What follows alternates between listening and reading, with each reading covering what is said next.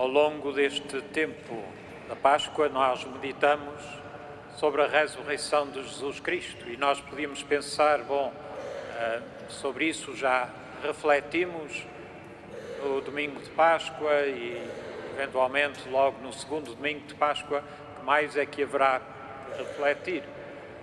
A verdade, porém, é que a ressurreição de Jesus Cristo tem implicações muito mais amplas e mais complexas do que nós à primeira vista pensamos. A tentação é pensarmos, isto tem a ver com Jesus, Jesus morreu, deu a sua vida por nós e depois foi levado ao céu como recompensa e porque Deus não ia abandonar o seu Filho. Mas é mais do que isso. A ressurreição tem a ver com uma mudança profunda na ordem da criação, segundo nós aprendemos no Novo Testamento.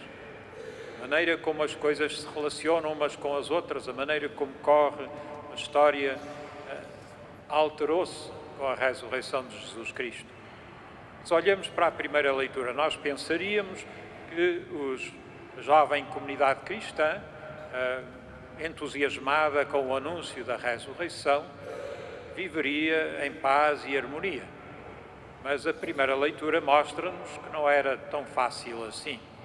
Vemos que São Paulo, convertido na estrada de Damasco, agora veio ter a Jerusalém para conhecer os seus irmãos na fé, aqueles que acreditam em Jesus Cristo, e começa a pregar em Jerusalém e as pessoas desconfiam dele.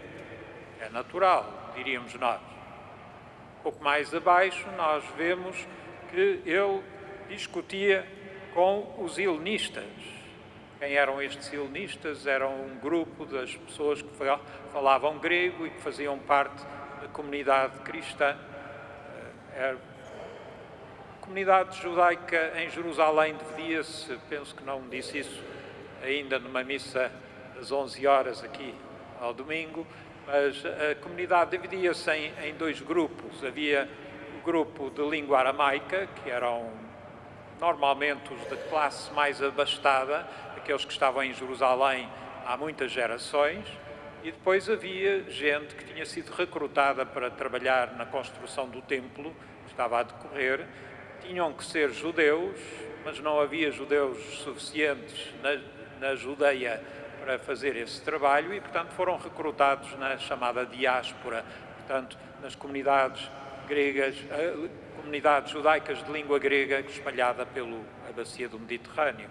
E são esses de que se fala nos Atos dos Apóstolos, quando se fala dos helenistas. E nós vemos que Paulo conversava e discutia com os helenistas, mas estes procuravam dar-lhe a morte. Era tal a violência desta discussão. E nós podemos perguntar porquê. E se tivéssemos lido um bocadinho mais para trás, nos Atos dos Apóstolos, dávamos conta que Paulo assistiu à morte de um dos principais desta comunidade, que era Estevão, e em vez de se opor a essa violência do apedrejamento de Estevão, segurou as capas daqueles que atiraram as pedras e, portanto, está associado por esta parcela da comunidade como sendo um dos responsáveis pela morte de Estevão. Portanto, há este ódio no coração desta gente contra Paulo por causa do mal que ele fez. E nós dizemos, mas vejam o contraste. Estevão, enquanto morre, diz: Pai, perdoa-lhes porque não sabem o que fazem.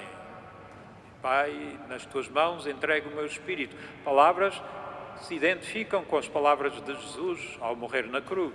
Portanto, o próprio Estevão, ao morrer, perdoou aqueles que o apedrejavam e o maltratavam, mas os seus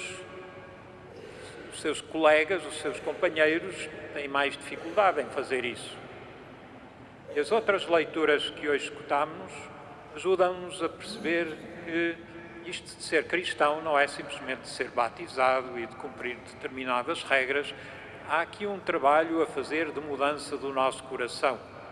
E que essa mudança do nosso coração não é simplesmente mudar os nossos sentimentos, mas é descobrirmos a verdade sobre aquilo que é a nossa relação com Deus e a nossa relação com Jesus Cristo e deixar que essa verdade venha à superfície. É isso que diz o Evangelho.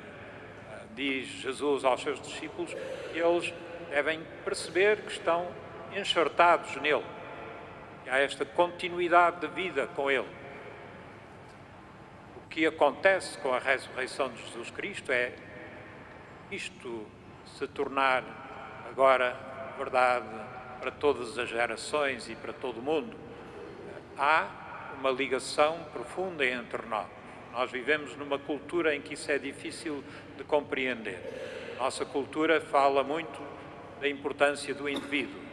Eu sou diferente de cada um de vocês aqui e vocês também se entendem como se cada um tem a sua própria vida, o seu projeto, o seu plano para realizar. Vimos aqui para a missa porque estamos a cumprir um preceito que faz parte, assim, da nossa religião, ajuda-nos a identificar-nos como cristãos, mas no fundo vamos depois cada um para a sua vida e seguimos a nossa vida em separado.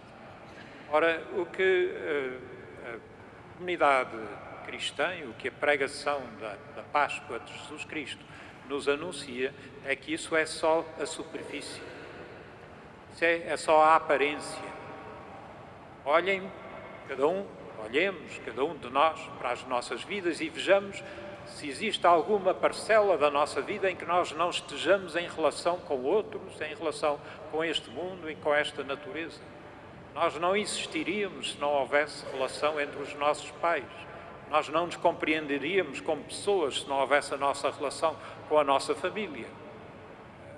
Se nós retirarmos essa relação, há uma experiência de dor quando as pessoas morrem, que nos são próximas. Sentimos que perdemos qualquer coisa nos foi arrancado. O anúncio da ressurreição de Jesus Cristo diz que isso não é só sentimentos, isso tem a ver com a realidade de nós próprios. Que a palavra nós é uma palavra importante. Não é simplesmente o somatório do eu e do tu. Façamos essa experiência de ser nós com Jesus Cristo, perceber que Ele está unido conosco na profundidade do nosso coração. Quando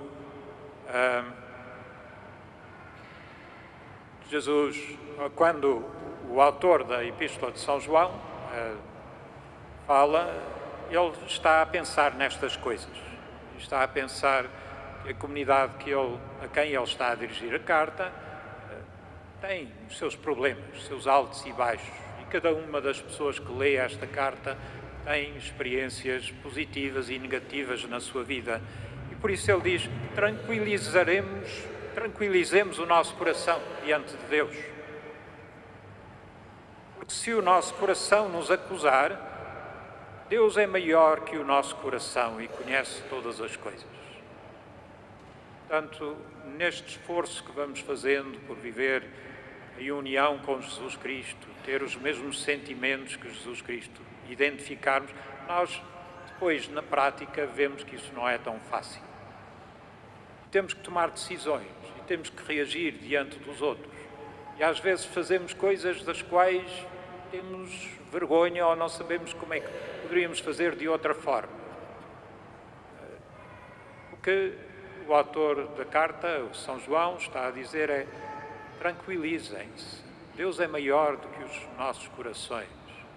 Ele sabe que a nossa vida é complexa, difícil, que nem sempre é fácil escolher entre caminhos e que muitas vezes nós vivemos não no branco e no preto, mas no cinzento, naquelas zonas indefinidas de difíceis soluções.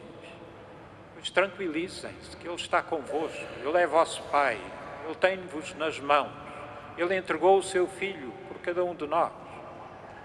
Nós somos envolvidos por esse amor e por isso é este o seu mandamento, acreditar no nome do Filho de Deus, no nome do seu Filho Jesus Cristo. Este é um tema recorrente da comunidade cristã inicial, o nome. Porquê o nome de Jesus? Porque o nome de Jesus diz: Deus salva, Yahvé salva. Por isso esta meditação. Meditem sobre o nome de Jesus Cristo, sobre este facto de que Deus vos quer salvar, vos quer unir a Ele. e amar-vos uns aos outros como Ele nos mandou. Portanto, vamos procurando amar-nos uns aos outros no meio desta difícil realidade que é a nossa vida contemporânea, e é esse o sal que nós trazemos para a nossa terra, é essa a luz que trazemos para este mundo, é na fragilidade da nossa condição humana procurarmos fazer o melhor possível uns pelos outros e ajudar aqueles que mais precisam e rezar pelos nossos inimigos. Peçamos que o Senhor nos ajude, mas que há aqui um pássaro por cima, talvez seja o Espírito Santo, peçamos que Ele desça sobre nós e nos encha o coração do seu amor, saibamos transmitir isso ao mundo.